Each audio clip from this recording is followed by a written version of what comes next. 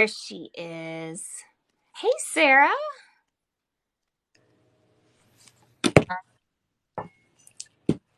Hi, Lauren. How are Hi. you? How are you?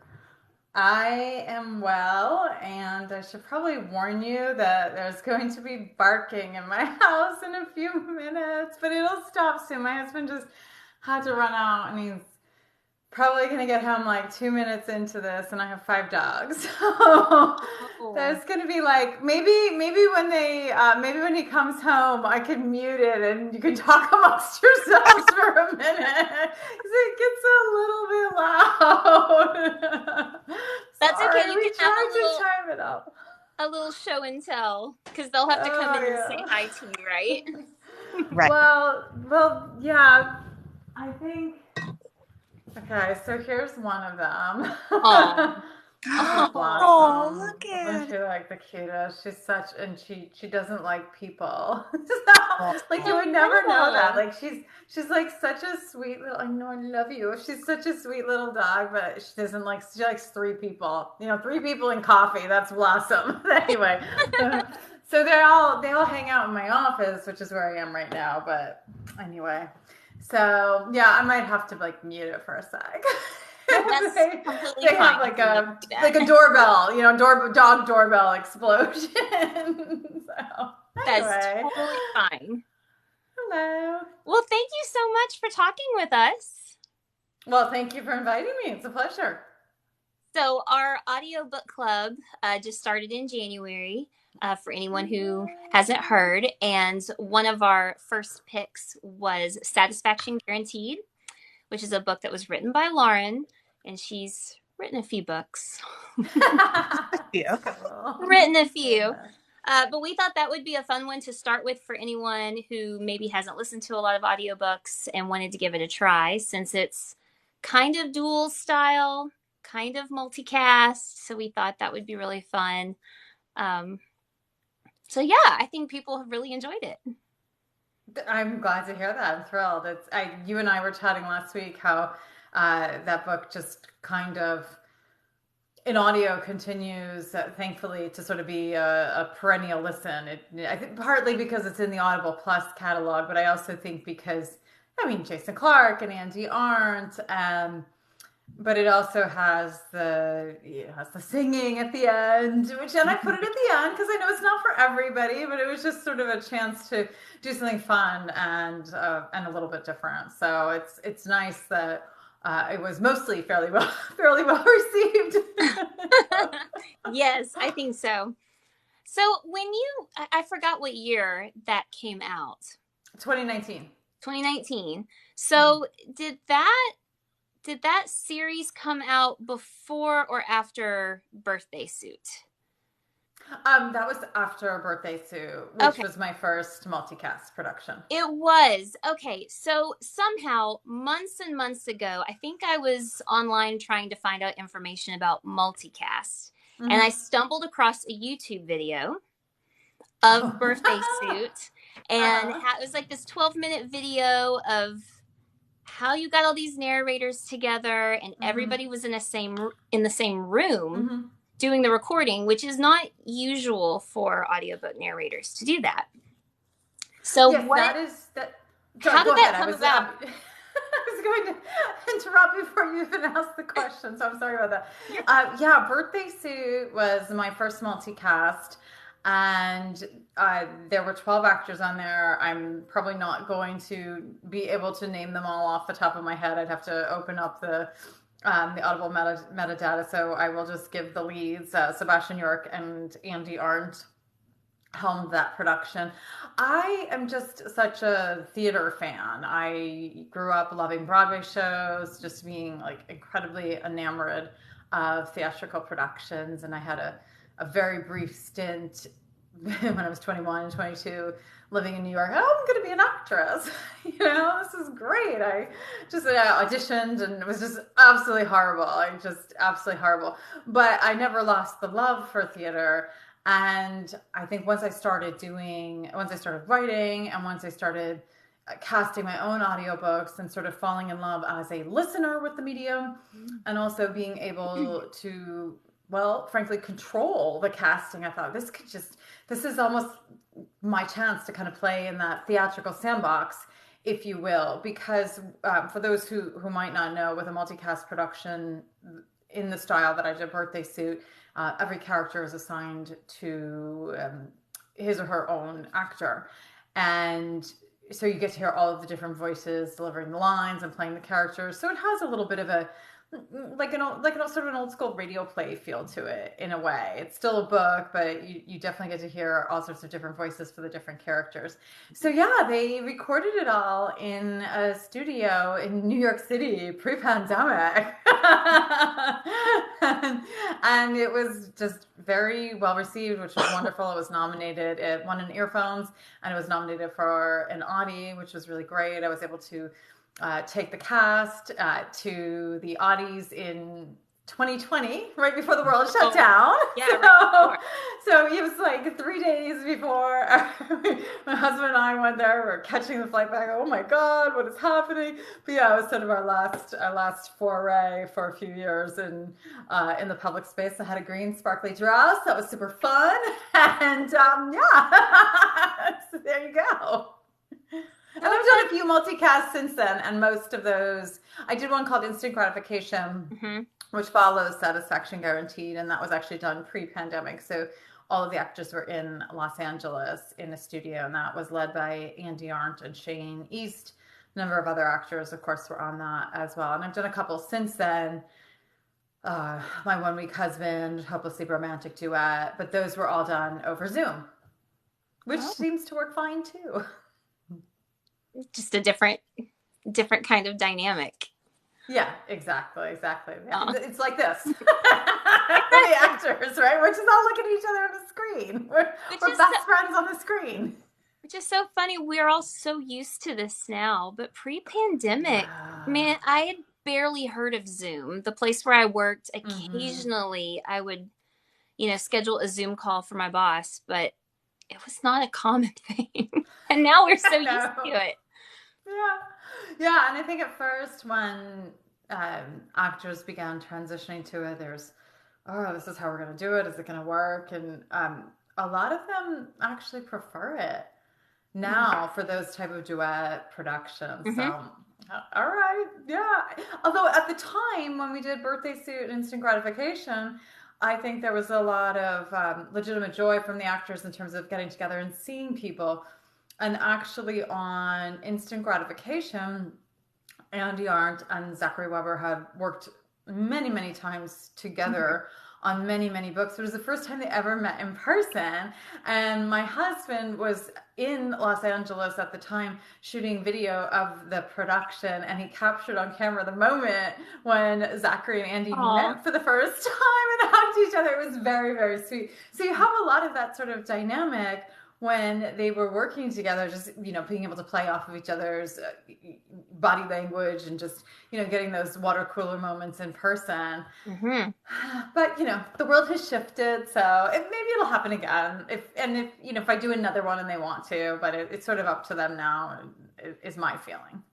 Yeah, I bet scheduling something like that now would be really challenging because audiobooks have just exploded in the last couple of years.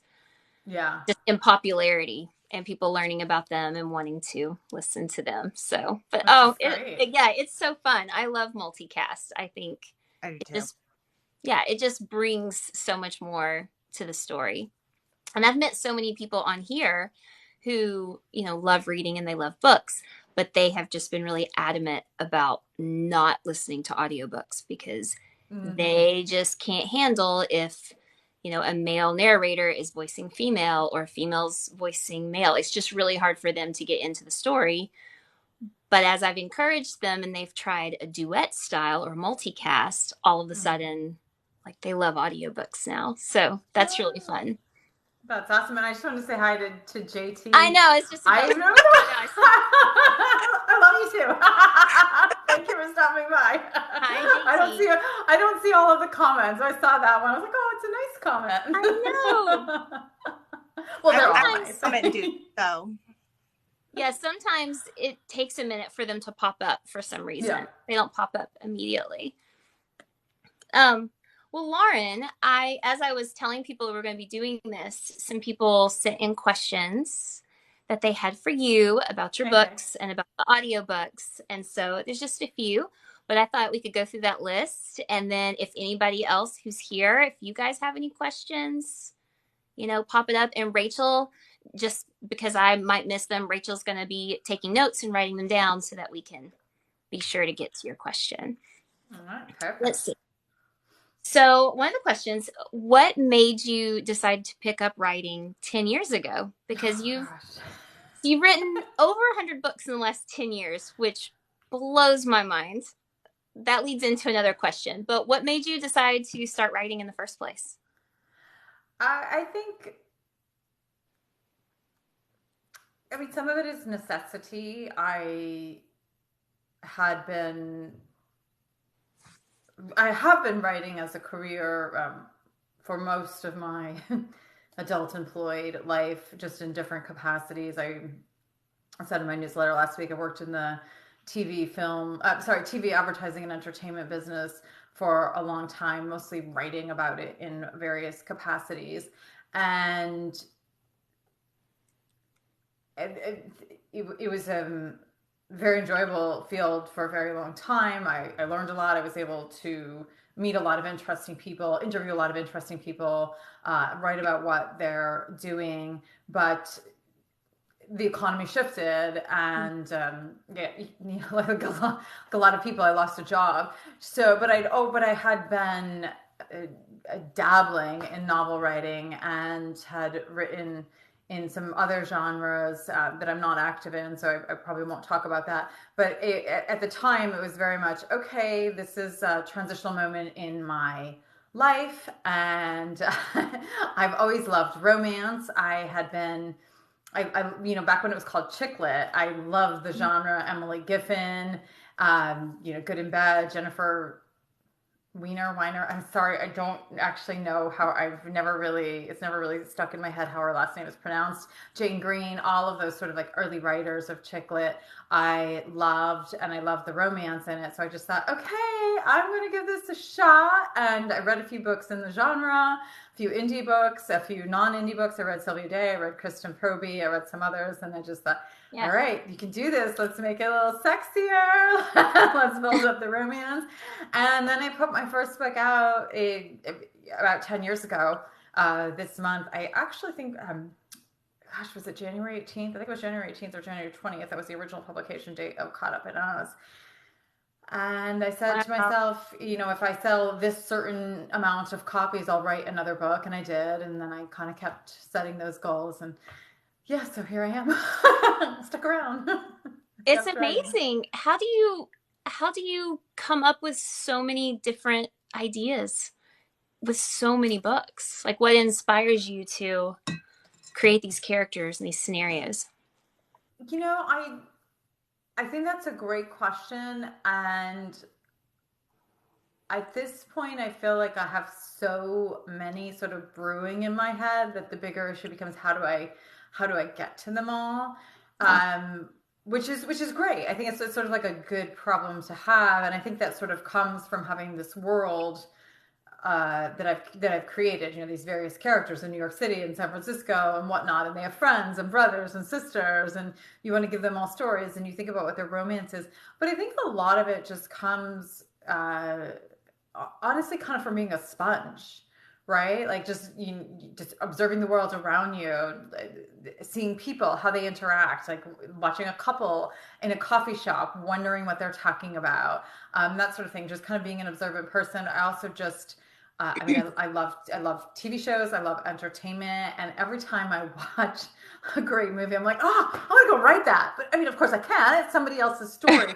But I think it's just like I'm constantly thinking about stories, and I've always just loved the romance genre. It was what I was excited by first when I kind of first became a reader back many, many decades ago, reading books like Gone with the Wind and Danielle Steele and Sidney Sheldon. I'm like a child of the 80s and just very much grew up with that kind of very, like Jackie Collins, blockbuster, soap opera type of stories.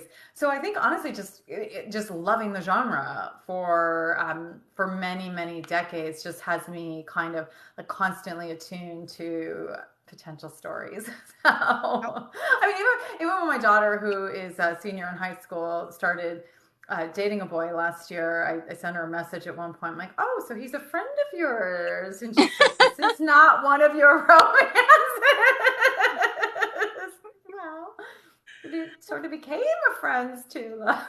Anyway. I I mean, so many of us are romantics at heart, right? Like we love this genre because we love romance.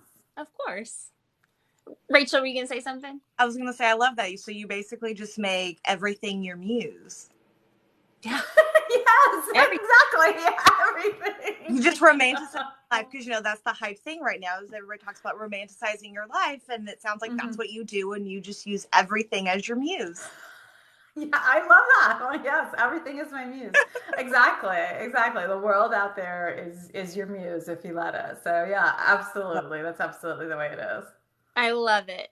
I mean, there's things like as an example, the New York Times has this love letters column. I don't read it all the time, but occasionally I read it, and if I read it all the time, I would just be so frustrated. So like, I have to write all of these. So there you go. If anybody's looking for an idea, go read the New York Times love letters. There's got to be a million love stories in there. That's amazing. I love that. I did not know that was in the New York Times. That's awesome. JT asked if you've always been indie published.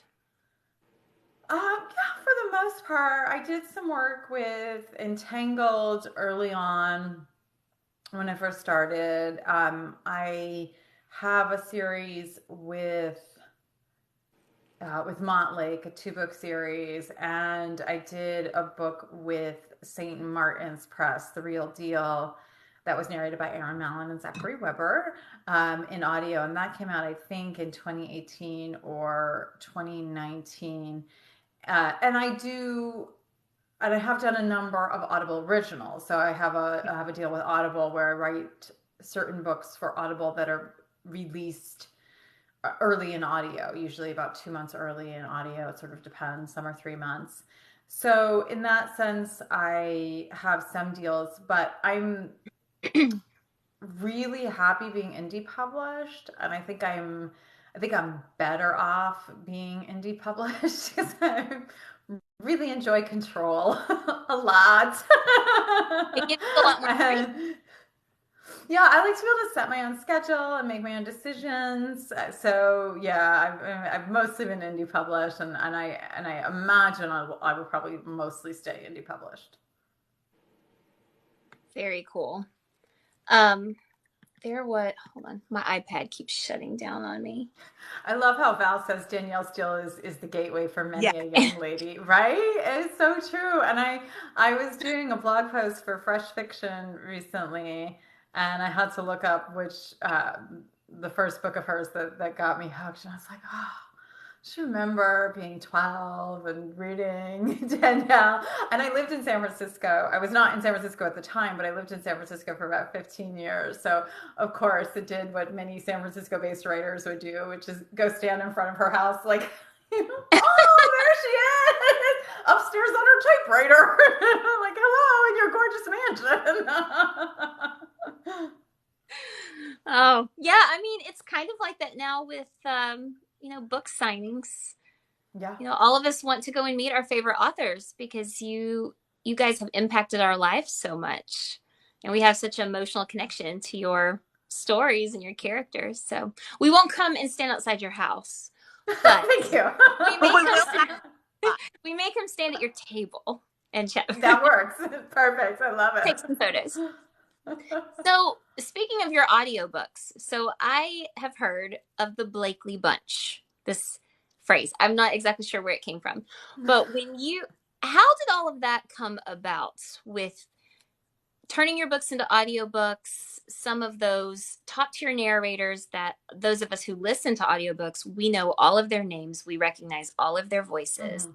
So how did you get connected to all of those? What is the Blakely Bunch? Is that the name for the narrators that I use?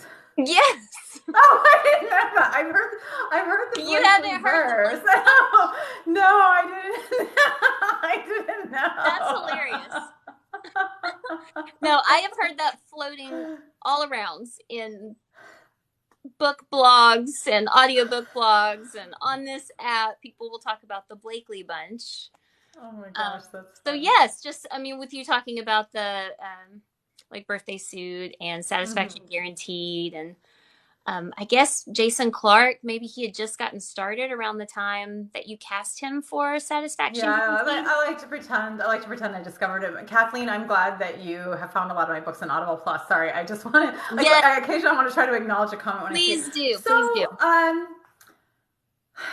I started producing audiobooks. I believe it was in 2014 or 2015. And I didn't really pay that close attention at the time to who the narrator was. I had sort of listened to a few audiobooks as a consumer. At that point, I had listened to Jim Dale narrating Harry Potter. I had listened to, it remains one of my favorite audiobooks, to Jesse Eisenberg, who had narrated in young adult a Holly Black series called The Curse Workers. And those were sort of, my gateway drugs in audio, but I hadn't really gotten hooked yet on a regular basis. So I didn't really pay a lot of close attention. I sort of accidentally cast Erin Mallon in an earlier title, not even knowing that she was, this kind of fantastic narrator. I think I heard a sample of her voice and then did a royalty share project through somebody else, and never even listened to it, frankly. But things started to change. I know, right? Things started to change around 2015, and I'm pretty sure it was Sebastian York driven and Christina Lauren driven, and somebody had recommended listening to the books that he narrated for Christina Lauren, like beautiful, the one with I know, I'm trying to think Hannah. of Oh gosh, titles the of name. the I'm book. sorry. Somebody will know. One of the, it's like the second or third beautiful one that he did. And I said, wow, he's really good. And I had listened to him. I think he had done. Oh, and then he had also done Dirty Rowdy Thing. Oh, like by Christine Long, it was so good. So, and S.L. Scott had connected me with him because I was writing Big Rock, and I thought, okay, this is a chance for me to do a non-royalty share narration, and just he was sort of the perfect voice for that, like a cocky young man in the city. And that's when I started paying more attention as an author, but also as a listener, and really getting hooked on audiobooks myself. So I think that's probably what ultimately drove the Blakely Bunch, is me just kind of becoming a consumer of audiobooks, and I am regularly listening to them. And, one leads to the next. You listen to a Sebastian York and you hear him narrating with Andy or Erin or Grace Grant or whoever it is, and you sort of get hooked on all of them. And I listened very early on to Him, which is written by Serena Bowen and Elle Kennedy and narrated by Teddy Hamilton and Jacob Morgan. And that's how I first heard Jacob Morgan's voice. I thought, he's fantastic. I have to work with him at some point. So each one kind of led. And then, frankly, when I saw that consumers really responded to something like Big Rock, and they really enjoyed, frankly, how well cast it was. I mean, sort of to toot my own horn at that point, like he really was. I mean, Sebastian York really was the perfect voice for those characters. So that just led me. Yes, Beautiful Stranger. That was a. Thank you. Wait, no, Beautiful Stranger is the Brit, right? Isn't Beautiful Stranger the one with the Brit? Beautiful Laura Player, said right? beautiful That has to be player. beautiful. Yeah, Laura said Yes, beautiful. yes. Yes, that's it. Thank you, Laura. I just totally forgot that. So, yeah, I guess one thing sort of led to another, and then I just paid more attention. And you listen, and you go to the different Facebook groups, and you hear the narrators that are being talked about, and then you start reaching out. So, yeah, I guess I got my Blakely Bunch now. I love it. I love it. So and now I know it's a thing. Absolutely. Well, and it's, I mean, audiobooks are now a thing. I haven't even been listening to them for very long. Um, but it's just amazing just in the last almost year that I've been listening on social media how much more people are talking about that and how important casting the appropriate narrator for the appropriate part. What was your gateway drug in So audio? my gateway was JT Geisinger. Okay. So I actually refused to listen to audiobooks for the longest time because in Mm. my ignorance, which I'm sure a lot of people maybe think this, I thought it was just someone reading you a story. So that Mm-hmm. sounded very boring to me.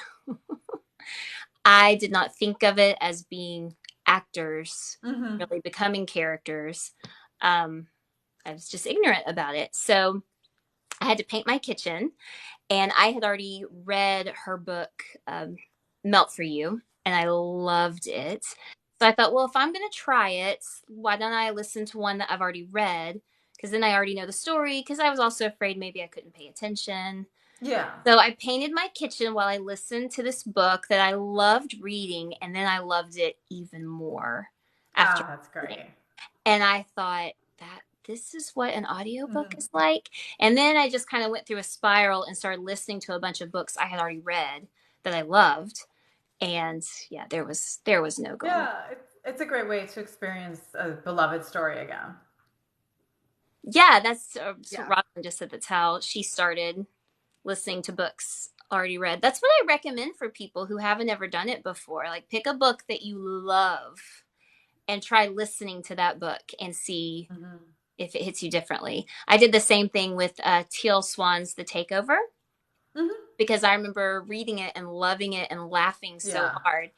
And then I went back and listened to the audiobook, and it was so much better. I mean, it was so funny. I laughed so hard some of those chapters.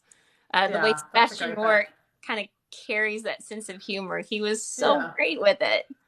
Oh, he's fantastic. I actually just proofed some files. He's doing my March release, My So-Called Sex Life, and he's just plays this very sarcastic, grumpy, romantic thriller writer. And I was like, it's so you. It's so you. Like He's he's he's known for his sexy voice, but I tell you, I think he is underappreciated for just his dry sarcasm and the way he nails it like nobody can.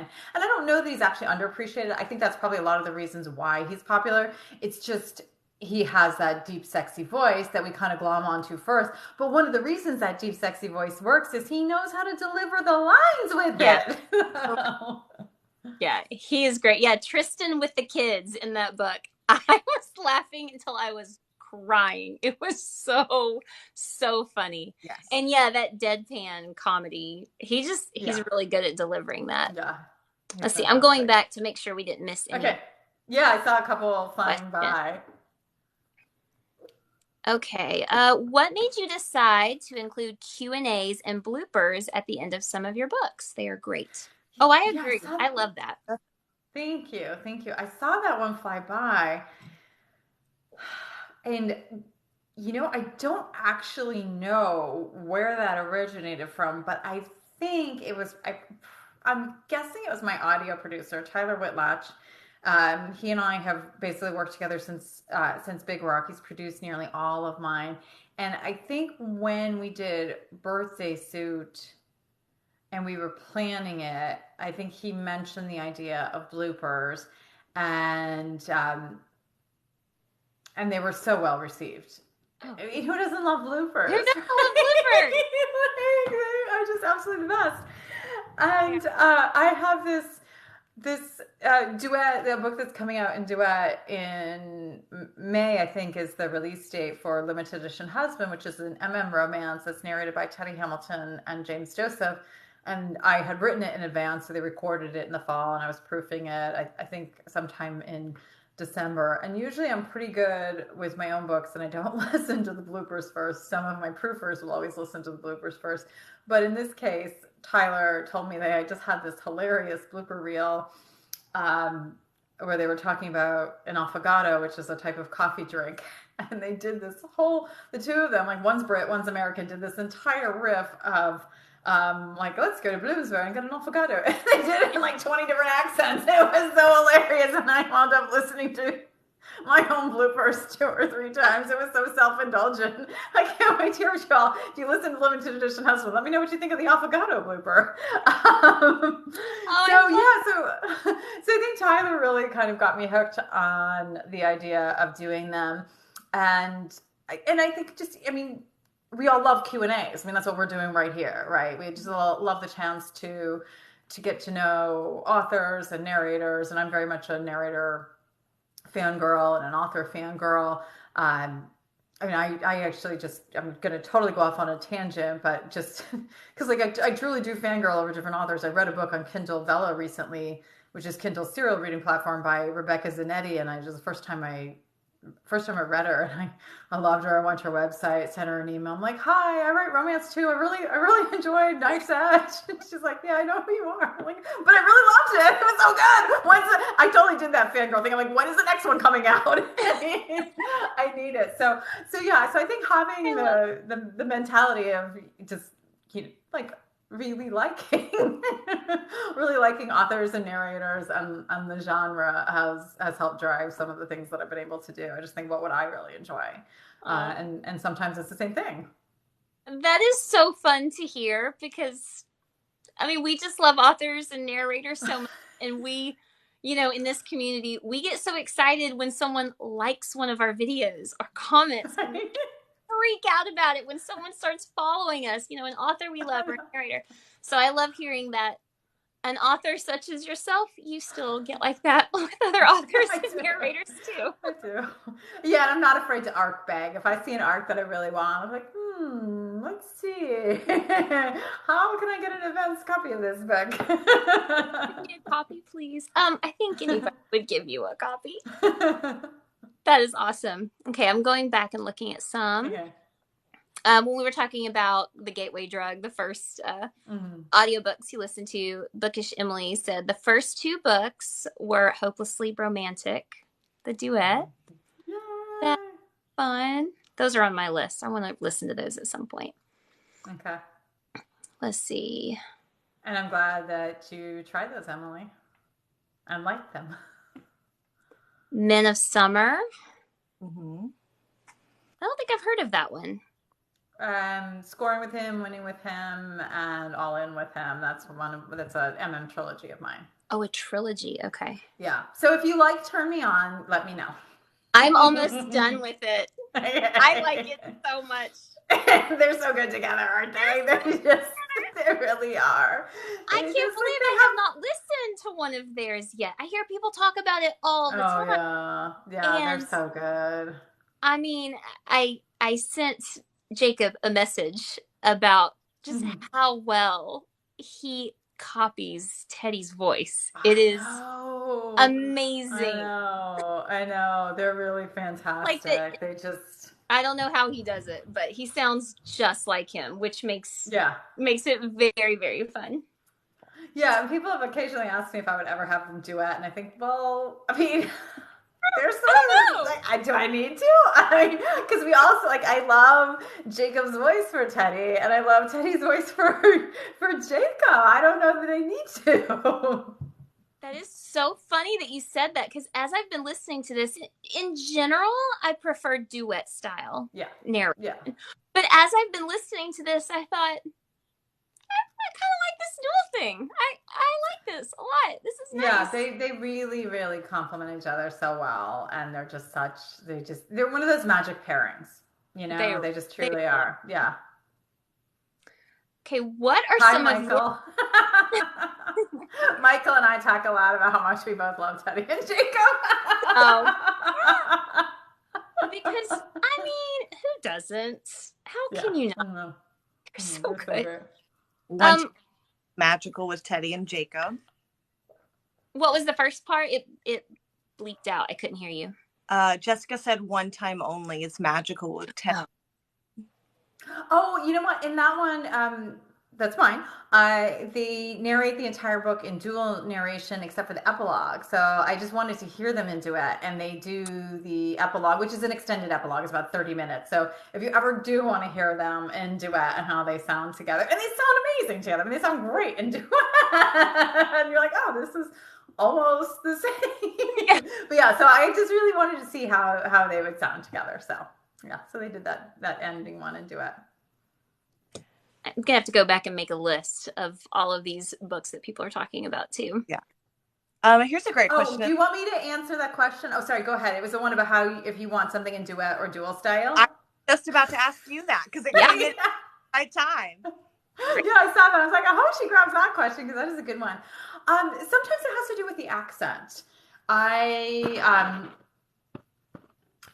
find that when I have a British character, a British hero, and I do this a lot, and I don't say a lot, I do this occasionally in MM, but also in MF, I think you want to stay completely in the story as much as possible. Mm-hmm. And there are many, many narrators who can do all of the accents, and that's wonderful. But I think sometimes when the accent and the background is so critical, you do kind of want to hear the Brit always doing the British accent. Mm. And you want to hear the American always doing the American accent. And that's often why when one is American and one is British, and I've done that in MF titles as well. Part-Time Lover is a 2018 romance of mine that I re-recorded in duet for that reason. Shane East and Vanessa Edwin, and that's an Audible Plus if anybody wants to check that out. Kind of get a taste of MF duet. It's Shane East and Vanessa Edwin.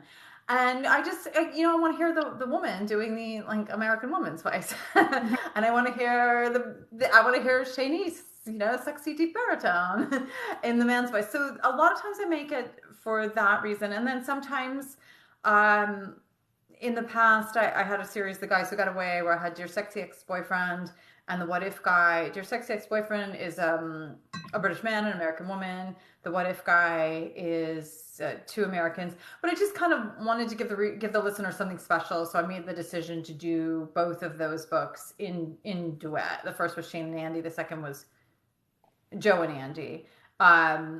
So yeah, a lot of times it really is sort of driven by the accent.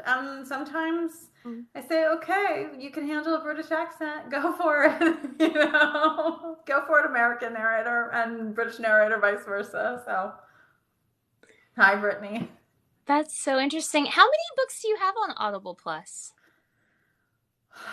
I'm thinking it's around 25 or 30 potentially. Some are the originals that I have done directly for Audible, like The Dream Guy Next Door. Kismet is another one that's Julia Whalen and Shane East. And then others are just ones that they, from my catalog that are in Audible Plus at the moment. So do you have any favorite audiobooks that are not yours? Oh, yeah, I do. Whether it's because of the story or the performance of the narrators, either way. Pressure. Okay, well, I really, it's not available anymore, unfortunately. I really love the original recording of The Martian by R.C. Bray. I thought he was so amazing with that story. That was just another audiobook that I absolutely fell in love with. Not romance. Occasionally I dabble in audio, actually dabble in a number of genres. And I do celebrity memoirs a lot in audio. But I really liked, most recently, I really loved Reminders of Him, the Colleen Hoover book, which was narrated by, I just need to pause and make sure I'm getting the name correctly that was used on that book, Brittany Presley and Ryan West. Oh my gosh. They were so, and that was my first Colleen Hoover. I was like, I understand. Like, I get it. Did you It was cry? really, it's really, oh my God, yes. Yes, it was so good. It was such an amazing story. Brittany Presley's a fantastic narrator. I actually heard her in a book with Teddy Hamilton, Roommate, I believe, where she's the sort of like well-off East Coast gal from a good family and moves to Los Angeles and winds up becoming roommates with a guy who's a porn star. Really interesting. Like, it was just done really, really well. And that's how I first heard her voice. And she was fantastic on Reminders of Him. And that's where I first heard Ryan West. And I fell in love with him. And he is going to be doing a special appearance on my so-called Sex Life, which is my March release that's narrated by Vanessa Edwin and Sebastian York. He has sort of an epilogue role playing a billionaire side character who appears in the story. And I just listened to his files, and he's great. So he's somebody I'm kind of keeping in mind for a potential future narration. So yeah, those the recent, The Martian is sort of my big overall one, even though it's sorry, you can't listen to it. It was re-recorded by somebody else when rights changed. It wasn't because it was a bad recording or anything. It wasn't naughty. But yeah, if I were to just recommend anything recently, I would absolutely do Reminders of Him. And I'm currently listening to Last on the List by Amy Dawes, narrated by Teddy Hamilton and Aaron Mellon. It's very good. I love that series. Yeah. So good. Have you read or listened to that all 5 books, or just the last one, Last on the List? Just that one, yeah. Yeah, I go in and out of series. There's very few series where I'll actually go through the whole thing. I love that series. The first one in that series is about to be released as a movie. Oh yeah, Wait for Me, right? Yeah, that's so exciting. It's so exciting. Amy was, yeah. Oh yeah, we are. We're doing that one next month for our audiobook club. No, did you visit her on set? I did. Oh, that's so great. Awesome. How was it? Oh, it was amazing. Yeah. I was living my best life. I mean, Amy was so too. Cool. So I got to meet Amy, which was so fun because I've read almost every one. She is so much fun.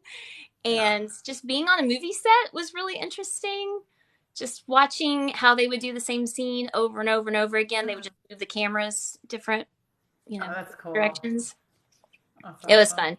I was down there for 2 days and got to meet Andrew and Madison. They're the lead actors in the movie, and they are so much fun, and it was awesome. I was living vicariously through Tiffany because she was sending us boxes and like videos and stuff, and I was like, so jealous. It was amazing. And then they pulled me to be an extra in 2 of the scenes. So you were able to? Oh, yes. Fun. So we'll see if I make the final cut. There were no speaking parts. It was just, hold this beer. This guy's going to flirt with you, and you're in the background. I'm like, okay. Sure, I can do that. I can do that. Yeah, it was awesome. They were really fun. Ooh, we should get Passion Flicks to make one of your books into a movie. What book would you like to see as a movie? Which one of your books would make the best movie?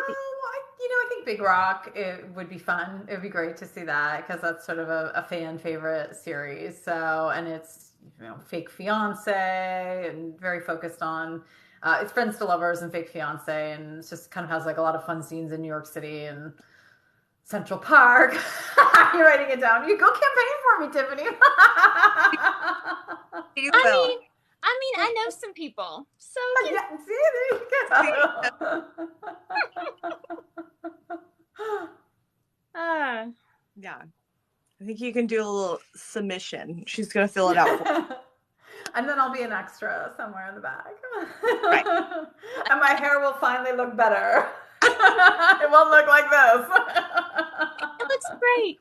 No, that was something that Amy said that she really loved about working with Passion Flicks, because they care so much about the authors and the author's input on casting and the script, and if certain things need to be taken out or put in. They really try to make them as close to a full adaptation of the book as possible. So she had a great experience with them.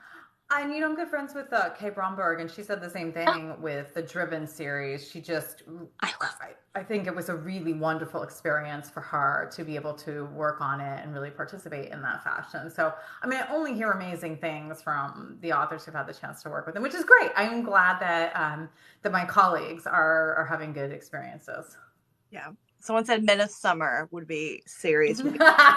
Yeah, I'm off of that too. Michael and Daisy Jane are voting for that. I like that. That's so fun. Yeah. Let's see. We have missed anything else?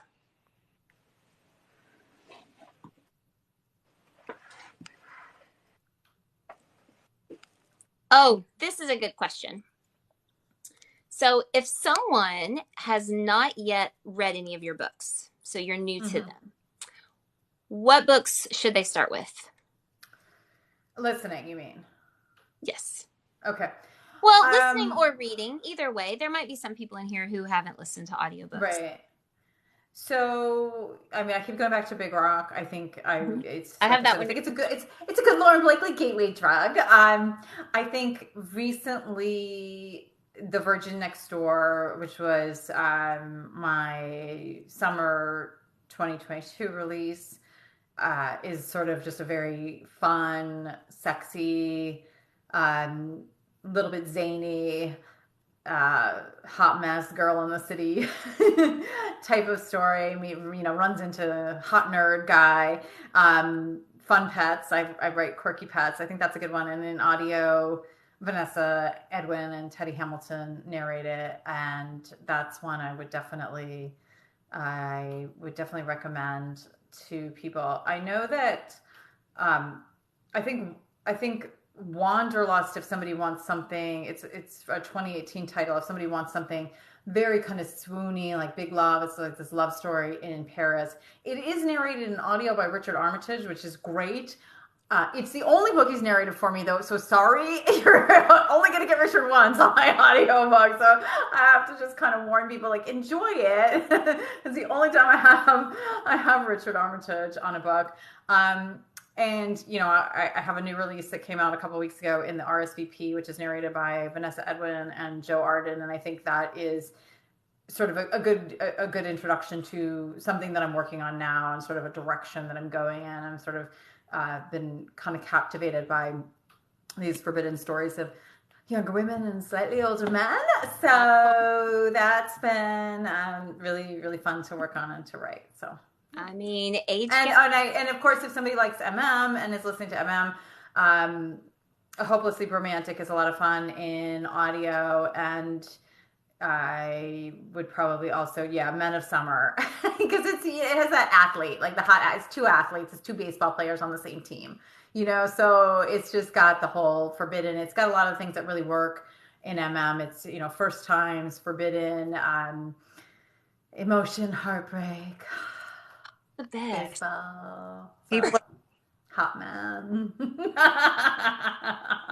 I love it. And then, is it This Guy Walks Into My Bar? Yeah, Guy Walks Into My Bar. A Guy Walks Into My Bar. I've heard really good things about that one too. And that was narrated by Shane East and Joe Arden, and they are actually doing my next MM release, which comes out in February. Wait, hold on. 1 second. I think it's underneath. It's underneath my phone. I'm giving you the paper bag. Just because he's like so hot. I'm going to put this on my face for the rest of the life. And so if anybody wants to hear Joe Arden and Shanice duetting, and they have really good chemistry together, I would actually, of course, I have to recommend my new release. So yeah, I would suggest to try that one. Hot, broody, enigmatic British billionaire, because of course billionaires must be enigmatic, and a very cocky, sarcastic American athlete. It's like, Primo Joe. He nails that one, and Shane nails Joe's character. I'm not about to say that exactly. Oh, we love Joe. Spoiler alert. Yeah. Oh, when does that? And Amanda, thank you. I'm glad you love the RSVP. Oh, when does the Filthy game come out? February 2nd. So soon. Yeah. So is it the book and the audiobook at the same time? Yep, absolutely. Is that hard to schedule? Or It's not for me. I mean, it's not at the moment, knock on wood, because I write with audio in mind. So, I'm not somebody who writes close to publication. So I really try to give myself as much time as I can from finishing the story so that I have time to get the narrators that I want and to have it done and edit it and have a simultaneous release. I think I mean, I don't want to tempt fate or anything, but I've had pretty much simultaneous releases since 2016, and that's my goal. And that's just really, really important to me to be able to deliver for the audiobook listeners and the readers at the same time. So I hope that I'm able to continue doing that. because I see that happening with some authors, and then sometimes the book will come out and then the audiobook will come out a month, 2 months later. But then I think the authors hear from readers saying, when is the audiobook coming out? When is it coming out? When is it coming out? And then we just harass them. So yeah, and then they realize, okay, so for the next one I will. So maybe we should do it. We'll make sure to do that. Book those narrators now. Yes. Yes, listen to Rachel. Book them now if there's any authors listening to this, because they're backed up. Oh my gosh, they're so booked up. I have Vanessa is recording something for me this week. She's doing her part in my so-called sex life. Sebastian recorded it already, and A Very Filthy Game is done. Limited Edition Husband was done in advance, and then I have an April release, and Vanessa. I love Vanessa. She does so many of my books. Vanessa and Teddy are doing that one in February, and then I have people booked for. I have narrators booked for my June release, and I was just talking to Andy Arndt and Zachary Weber today, and kind of getting some dates adjusted for in August. So yeah. And then Jason Clark, since we started talking about Jason Clark, I have him booked for something in June. So yeah, that's really, it's important. They're so busy. So how many books will you have released this year, or will release this year? I think I'm pretty sure it's going to be 9. It might be 10, but I don't know what my fall looks like. I recently shifted most of my ebook releases to Kindle Unlimited. I was a wide author before, but in the fall I started to shift towards Kindle Unlimited. And sort of the natural upshot of that is I'm writing a little bit longer. So the stories are a little bit longer. So I have to kind of see what that's going to look like. A lot of my books, a lot of the sort of the sweet spot in my writing was around 55,000, 60,000 words. And now a lot of my books are sort of getting to be closer to 80 to 90,000 words. So I don't know. I don't know that I can do a book a month. That's a lot harder. A lot. That is amazing, though, that you can. I mean, I just wish I had that kind of imagination. I mean, I since I do listen and read so much now, I will see things out in the real world, and I'll think, "Oh, that's a good idea," or "Oh, that would be a great book idea." But that's as far as I go. Like, I need someone I can just start sending ideas to and say, "Hey, you write this." I'm not gonna... Well, interestingly, asking for a friend, which was a 2019 release of mine, was an idea that came from a reader. She reached out to me. She's like, I have this interesting idea. I'm like, okay, the book is dedicated to her, to Kathleen. So I love it. That's why, like I said, I'm a sponge. You never know. Well, I have a taboo idea, so maybe I'll have to send that one to you. Okay. Yeah, I mean, and meet cutes. That's the other thing. Like sometimes you'll see something in a video, right? I came across a TikTok video a few months ago, and I sent it to Laura Lynn Page, and I said, this I have to put this in a book somehow. And then I sent it to Katie McGee, who helps me brainstorm my books. And we sort of figured out how to use, I'm not going to say what it is until I write the story. So Of course. it's probably going to wind up in Plays Well with Others. It's not the storyline, but it just was sort of like inspired by something that a married couple was talking about regarding their sex life. And I was like, we have to get this into a book. So yeah, ideas are all around. I love it. Every, Go ahead, Rachel. Everything's your muse. Yes. This is gonna be my new tagline. You're welcome. Yeah, see, like I I love it. It's such an optimistic way to live through life if everything is your muse. Okay, let's see. We'll do just a few more because I don't want to keep you too long. Lauren, have you ever considered doing fun rom-com style paranormal, kind of like Bella Jacobs? Probably not. I don't think I have a good sort of institutional knowledge of paranormal. I definitely enjoy paranormal. I have, will from time to time read books in that genre. I still enjoy Holly Black is somebody who, she's not quite in the romance genre. I'm going to totally blank on the title, but It's she had... The Cruel Prince? Is that Holly? No, she had an adult book Another last year. It's like Night House, House of Night, something like that, which I listened to an audio, and it was quite good. She's very good with sort of really utilizing dark magic in incredibly interesting ways in her stories. And when I listen to something like that, I think I'm gonna leave it to somebody. I'm good at like puns and dick jokes and like having quirky pets. I'm gonna let Bella Jacobs and Holly Black like really kind of continue to be the experts because I know Bella Jacobs, and she just has such a deep understanding of the world building that you need in paranormal, and I don't think that is my strong suit. So you never know, but I think there are others who are very, very good at understanding the genre, but so much more than I am. So I will just listen and enjoy their works.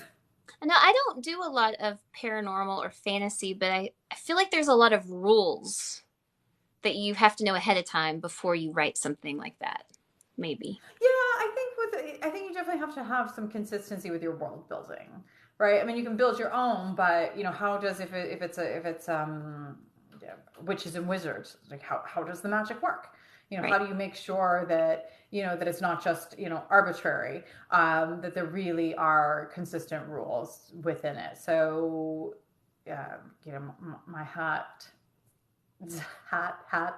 are off to those who do that and can maintain it. Let's see. Right. Oh, somebody said, how about writing a contestant couple in Ellie Snow's reality show? She's my character in the Good Guy Challenge. If anybody likes like really, really kinky hot sex stories, listen to the Good Guy Challenge. That's Jason Clarke and Stella Hunter. Oh my God, those two are so hot together. Oh, Have you listened to Jason Clarke and Stella Hunter? Together? They're both excellent narrators, and they're both very good with dirty sex. So what was the name of the book again?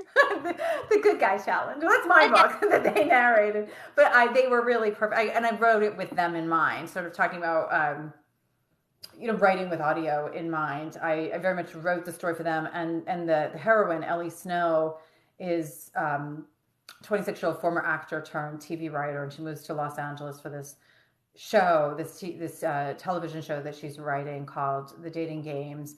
And she's very much like the good girl, wears pink, has a little scooter for getting around Venice Beach in Los Angeles. She has hold on 1 second. This is her dog. Her dog is like, it's this cute little blonde chihuahua named Gigi McDoodle, which is my doggy's name. And she's just so naughty and bad, like loves role play, loves kink. And she connects with this football player who she knew growing up, and he's 10 years older, and he is kinky AF too. And that's played by Jason Clarke. And they have a lot of fun role play scenes. So And I very much wrote it with those two in mind. I'm like, boom, just like I was like, I'm going there. Like, you're getting the really naughty things. I love I mean, that I'm though. sure it's. I heard you on when you did a live with Laura, and you said that at this point you write your books, like you said, based off of the audio. Like you already have the narrators picked out in your head. You hear their voices as you're writing the book. Yeah, it's kind of funny. I really do. I'm writing a book called The Tryst right now that is going to be narrated by the hero will be played by Teddy Hamilton. And he's, it's not any secret. He's kind of like my main male narrator. He does he does MF, and he just really connects so well with my material. And I think we're very much like on the same wavelength. Like we just like we understand each other. Like he gets my books and he understands my intention so well. It's really, really wonderful to just be able to turn something over to him, and I'll get a text message like, "Oh, this scene, Lauren." So, like he just understands everything I'm trying to do. We kind of have this. It's like we're vibing creatively. It's really, really wonderful. Yeah, I can totally hear him, which is great. It's like a treat for me. Like I get to pre-hear the book in my head. As I'm writing it, and then when I proof the audiobook, once he's done recording it, I get to actually hear him doing it. That is so cool. That's really special though, as an author, that you can connect so well with certain narrators that you feel like they can really get in your head and communicate those characters so strongly. Yeah, I think he's very much like that. And we've done a number of books together.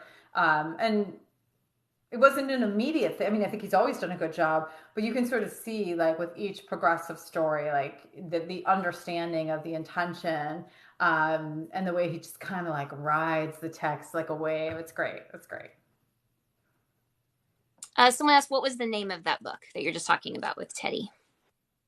Oh, it's The Tryst, which I'm almost done writing. I'm hopefully going It's not to available. finish it. It's not available yet, but he's just, Teddy Hamilton, Lauren Blakely. You'll find a lot. We've done a lot together. I mean, The Virgin Next Door, for those who like MF, he did that with Vanessa, and he did Turn Me On, which is MM that came out recently. So yeah, he's terrific with both. Which I'm learning so much about baseball. So fun. And hopefully I didn't get too much of it wrong. No, it's well, I'm gonna let you go because you've been on here with us for an hour, which I really appreciate you taking time out to talk to us. And for everybody else that's in the chat, Rachel, myself, and our friend Jessica, we started an audiobook club that is on the FB social media platform. We have a handle here, and we have one over on the gram as well. But we just wanted to create a space for people to listen to the same audiobook about the same time, and then be able to get into a chat and talk about it, because when you're listening to it, you get really excited and you want to be able to have that conversation with somebody else. So we have 2 or 3 picks each month, and you can pick one or both. Or you can skip that month and you just listen to it at your own timing, and then jump in a chat and start talking about it with other people. So it's one of the reasons we wanted to have Lauren on, because her book, Satisfaction Guaranteed, was one of our January picks. And if there's a question that I didn't get to, if you want to like tag me in it in a post video, Tiffany, I'm not entirely sure how that works. I'm still like learning some of the technical nuances. I'm happy. I love answering questions. So if there's something we didn't get to and you tag me in it, I'll come back tomorrow or whenever and try to give an answer. So Okay, this is a lot of fun. You two are wonderful. Thank you, Rachel. Thank you, Tiffany. Thank you, everyone who came here. So it was great. I look forward to your new releases this year. Thank you. See ya. Bye. All right. Bye. Bye. Rachel, thanks. That's good. Yeah, I will say someone commented on my sweater. I saw that. And I have to say that this was my grandmother's sweater, and it looked horrible on her. But I recently started liking it again, and I wore it for good luck. So, and she was a big reader, so that's why I wore it. Aw. Well, I like it. It's very cute.